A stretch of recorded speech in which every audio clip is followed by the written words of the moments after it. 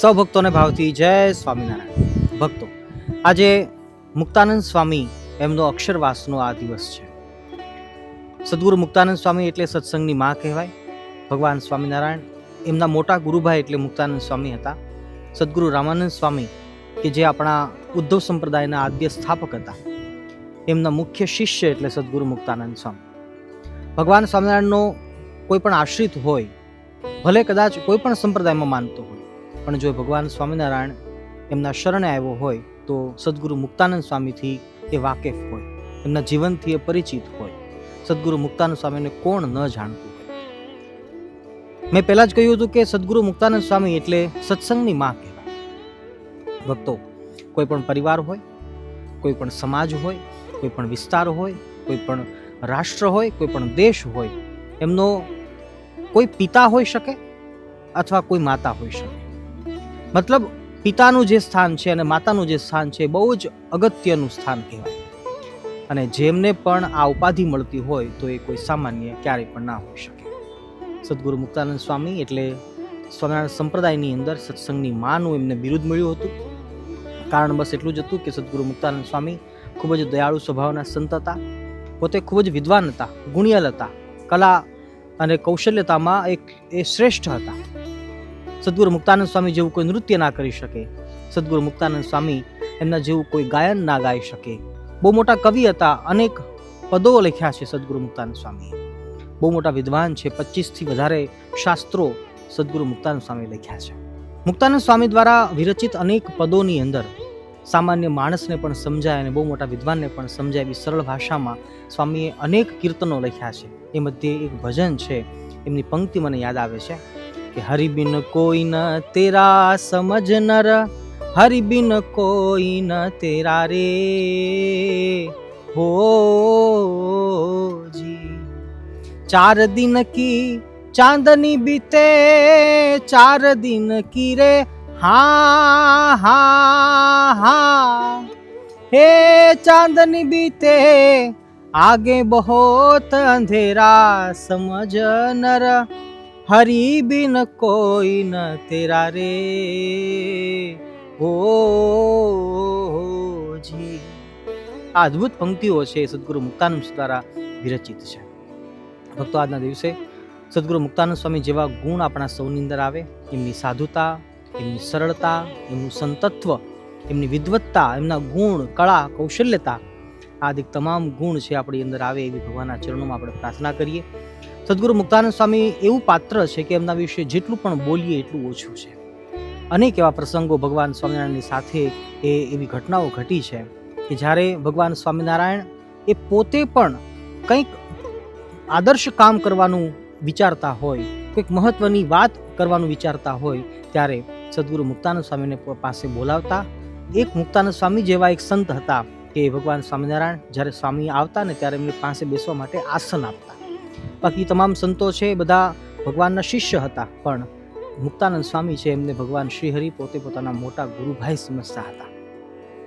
તો કહેવાનું તાત્પર્ય છે કે આજના દિવસે મુક્તાનંદ સ્વામી ભગવાન શ્રીહરિના અક્ષરધામની અંદર સિધાવ્યા હતા. એ વાતને આજે અનેક વર્ષો ગયા એમ છતાં પણ મુક્તાનંદ સ્વામીને આપણે સૌ યાદ કરીએ છીએ. એમના જન્મ કઈ જગ્યાએ થયો હતો, એમનું સ્વધામ ગમન છે કઈ જગ્યાએ થયું હતું, એ વિશે તો આપણે જાણતા હોઈએ છીએ. અમરેલી જિલ્લાની અંદર રાધાબાઈ નામના માતાના કુખેથી એમનો જ્યારે જન્મ થયો હતો અને પાછળથી જ્યારે એમને સંત બનવા માટે પ્રેરણા મળી અને સદગુરુની શોધમાં જ્યારે નીકળ્યા અને રામાનંદ સ્વામીનો ભેટો થયો અને પછી ભગવાન સ્વામિનારાયણના એ આશ્રિત થયા, ત્યાર પછીની જો અનેક ઘટનાઓ જોઈએ તો સદગુરુ મુક્તાનંદ સ્વામીએ ભગવાન શ્રીહરિને અનેક રૂપે મદદ કરી છે. જોકે ભગવાન શ્રીહરિની સાધુતા, ભગવાન શ્રીહરિ જ્યારે સત્સંગમાં આવ્યા, વન વિચરણ કરતા કરતા લોજની અંદર આવ્યા અને ત્યારે સ્વામિનારાયણ સંપ્રદાય આ વાતનો ઇતિહાસ છે, સંપ્રદાયના શાસ્ત્રો આ વાતનો ઇતિહાસને સાક્ષી પૂરે છે કે નીલકંઠ વર્ણીએ 12,500 કિલોમીટરની પગપાળા યાત્રા કરી હતી અને વન વિચરણ દરમિયાન અનેક જીવોને પોતાના શરણે લીધા હતા. અનેક સ્થાનોમાં, અનેક તીર્થોમાં, અનેક ધામોમાં ભગવાન ગયા હતા.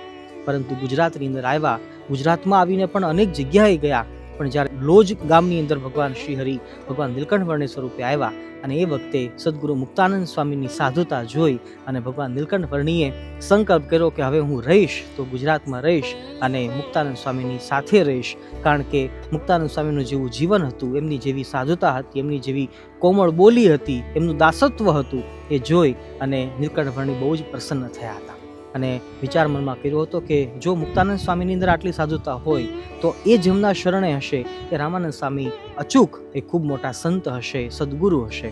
અને આખીરમાં નીલકંઠ વર્ણી છે એમણે રોકાવાનો વિચાર કર્યો છે. પછી નીલકંઠ વર્ણી રૂપે ભગવાન ત્યાં રહ્યા થકા પણ અનેક સેવાઓ કરી, મુક્તાનંદ સ્વામીની સાથે રહ્યા અને ત્યારબાદ રામાનંદ સ્વામીનો ભેટો થયો અને પછી રામાનંદ સ્વામીએ યોગ્ય શિષ્ય ગણી અને સદગુરુ મુક્તાનંદ સ્વામીના નીચે સહજાનંદ સ્વામી એટલે કે નીલકંઠ વર્ણી એમને દીક્ષા આપી. દીક્ષા આપ્યા બાદ એમને ગાદી સોંપી છે, ધર્મધરા સોંપી છે અને ત્યારબાદ સંપ્રદાયના આચાર્ય તરીકે મહારાજને એટલે કે શ્રીજી મહારાજને વિરાજમાન કર્યા છે. પણ કહેવાનો તાત્પર્ય કે ભગવાન શ્રીહરિ જો ગુજરાતમાં આવીને રહ્યા, અહીંયા વસ્યા, અહીંયા ટક્યા, તો એમનું કોઈ નિમિત્ત માત્ર હોય તો એ સદગુરુ મુક્તાનંદ સ્વામી હતા. એટલે આજના દિવસે મુક્તાનંદ સ્વામીને જેટલું પણ આપણે જશ આપીએ, એમનો જેટલો યશ ગાઈએ એટલું ઓછો છે. એક બહુ જ મોટી વાત હું કરવા જઈ રહ્યો છું, કદાચ નાના મોઢે મોટી વાત આપણે કરી ના શકીએ. જોકે સદગુરુ રામાનંદ સ્વામીને જ્યારે ભગવાનના ધામમાં જવું હતું, પછી જ્યારે વિચાર કર્યો કે હવે મારી ગાદી જે છે, મારો સંપ્રદાય છે, એમની ધર્મધુરા સોંપવી તો સોંપવી કોને? જ્યારે શિષ્ય પરંપરાની વાત આવે ત્યારે ઓલવેઝ સદગુરુ હોય પોતાના શ્રેષ્ઠ અને મોટા શિષ્ય હોય ને એમને જ ગાદી સોંપતા હોય. અને એ વખતે રામાનંદ સ્વામીએ પણ વિચાર કર્યો કે જો શ્રેષ્ઠતાની વાત જોઈએ તો મુક્તાનંદ સ્વામીને કોઈ ભૂલી ના શકે ને, એમને તો આગળ રાખવા જ પડે.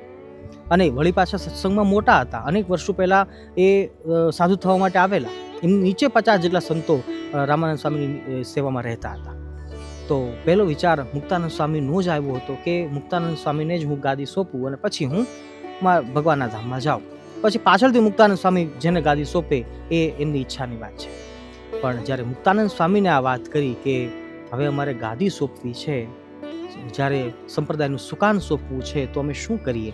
અને એ વખતે સદગુરુ મુક્તાનંદ સ્વામીએ રામાનંદ સ્વામીને એમ કીધું કે ગુરુદેવ માફ કરજો, હું તો એક સામાન્ય સાધુ છું, સંત છું, મારે ગાદી નથી જોઈતી, મારે તો બસ સેવા જોઈતી છે. તમે ખુશીથી, રાજીપેથી જેમને પણ ગાદી પર બેસાડવા ઈચ્છતા હો તમે એમને બેસાડી શકો છો. અને આખીરમાં પછી રામાનંદ સ્વામીએ વિચાર કર્યો કે ભગવાન એ આ લોકની અંદર જ્યારે ભક્તોના કલ્યાણ કરવા માટે, જીવોના કલ્યાણ કરવા માટે આ લોકમાં આવ્યા છે અને નીલકંઠ વર્ણી સ્વરૂપે અહીંયા આવીને રહ્યા, પાછળથી એ સહજાનંદ સ્વામી થયા, તો હવે સહજાનંદ સ્વામી એ સ્વયં પૂર્ણ પુરુષોત્તમ છે. એમના અનેક ઇતિહાસો, અનેક ઐશ્વર્ય રામાનંદ સ્વામીએ પણ જોયા છે. મુક્તાનંદ સ્વામીને પણ ખબર હતી કે કોઈ સામાન્ય વ્યક્તિ નથી, સામાન્ય માણસ નથી.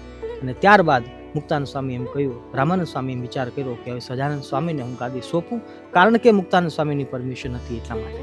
કહેવાનો તાત્પર્ય કે જો એ વખતે જ્યારે રામાનંદ સ્વામીએ કહ્યું હશે કે મુક્તાનંદ હવે અમે અમારી ગાદી છે એ તમને સોંપવા ઈચ્છીએ છીએ અથવા તો કોને સોંપીએ, અને એ વખતે જો મુક્તાનંદ સ્વામી ભૂલમાં પણ બોલી ગયા હોત ને કે ગાદીનો વારસદાર તો હું હોઈ શકું, હકદાર તો સાચો હું હોઈ શકું, કારણ કે હું ગુણમાં પણ આગળ છું, ભક્તો બધા મને માને પણ છે અને તમારી ગાદીને શોભાવે અને સંપ્રદાયને આગળ વધારે એવી મારી ક્ષમતા છે, અને જો આ શબ્દ બોલ્યા હોત તો રામાનંદ સ્વામી ક્યારે પણ એમને મનાઈ ના કરી શક્યા હોત.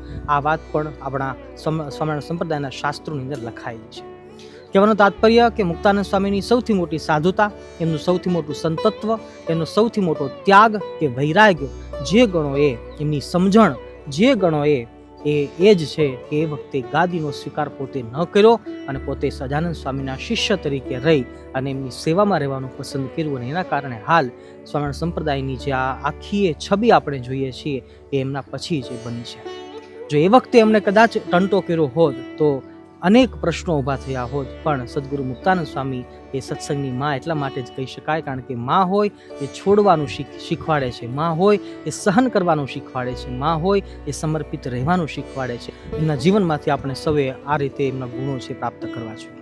આજના દિવસે સદગુરુ મુક્તાનંદ સ્વામીના શ્રી ચરણોમાં આપણે પ્રાર્થના કરીએ કે તમારી જેવી સાધુતા, તમારા જેવું સંતત્વ અને તમારા જેવી ભક્તિ, ભગવાન શ્રી હરિની નિષ્ઠા એ અમારી અંદર આવે અને અમે પણ તમારી જેમ ભગવાન શ્રી હરિને રાજી કરી શકીએ, પ્રસન્ન કરી શકીએ. બસ એ જ ભગવાન શ્રીહરિ મારા પર કૃપા કરે અને સદગુરુ મુક્તાનંદ સ્વામી આપણા પર કૃપા કરે, બસ એ જ ભગવાનના ચરણોમાં પ્રાર્થના કરી અને આજના દિવસે ફરીવાર પુનઃ સદગુરુ મુક્તાનંદ સ્વામી આ દિવસને પસંદ કરી અને જ્યારે ભગવાનના ધામમાં સીધાવા હોય, આપણા ઇતિહાસ એમ કહે છે કે ભગવાન શ્રીહરિ જેઠ વદ દસમના દિવસે ભગવાનના ધામમાં પોતાના ધામમાં ગયા અને એમના પછી 1 મહિના પછી 1 મહિનો અને 1 દિવસ બાદ અષાઢ વદ દશમીના દિવસે એટલે કે ભગવાન શ્રીહરિ ધામમાં ગયા એમના રાઈટ 1 મહિના પછી મુક્તાનંદ સ્વામી પણ પોતે ભગવાનના ધામમાં ગયા હતા.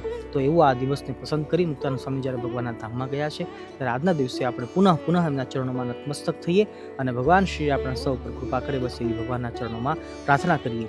આજના દિવસે આપણે સંકલ્પ એ પણ લઈએ કે આગામી દિવસોની અંદર, આગામી વર્ષની અંદર આપણે સદગુરુ મુક્તાનંદ સ્વામી ઇત્યાદિ તમામ નંદ સંતો, ભક્તો, ભગવાનના ચરિત્રો એમની આપણે વિશેષ ચર્ચા કરી શકીએ અને એમના ચરિત્રોનું આપણે ગાન કરી શકીએ એવો કોઈ પ્રયાસ આપણે અવશ્ય કરીશું. અને આ ચેનલના માધ્યમથી આપણે અનેક ભક્તોને એ ચરિત્રો સંભળાવવા છે એવો સંકલ્પ આજના દિવસે આપણે કરીએ છીએ. સદગુરુ મુક્તાનંદ સ્વામી આપણા ઉપર કૃપા કરે અને આ શક્તિને ભક્તિનું બળ આપણને આપે, બસ એવી ભગવાનના ચરણોમાં પ્રાર્થના સાથે પુનઃ મળીશું આ ચેનલ ઉપર. તો આ ચેનલ સાથે તમે પણ જોડાજો એવી નમ્ર પ્રાર્થના કરું છું. સૌ ભક્તોને જય સ્વામિનારાયણ.